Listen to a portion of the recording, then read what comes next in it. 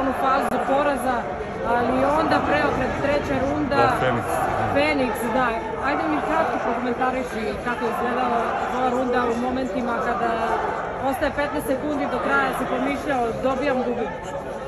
Nisam razmišljao ništa o tome, ne mogu to da razmišljam kad je tako sve tesno, idem do kraja, pa kako bude. Bilo je teško, ajde, mislim, pritisak malo od publike. Prvi meč nije to baš najsjajnije, ali evo, obećam da ću u sledećem meču biti daleko bolji. Ne mogu da garantujem pobedu, ali obećavam da ću se potruditi da pobedu.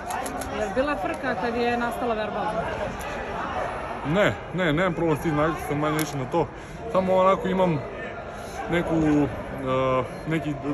neku dozu straha u sebi šta da radim ako razočavam sve ove ljudi koji su došli sad samo zbog mene i tu zbog nas i onda idemo deri koliko god može i preko toga.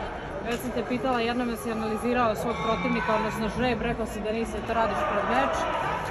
Da li si sada možda to uradio? Sad za ovog nisam, tu su treneri koji su to radili pa sam onda slušao njihove instrukcije. Za sledeće kolo ide Azerbejdžanac, isto ću da posvetim taj zadatak njima, ali mi se znamo od ranije, pa eto, bit će malo moje, malo njihovo, pa šta vam Bog da. Nisi razočarao publiku nikako, čestitam još jednom i hvala ti što si izdvojio vreme za nas. Hvala.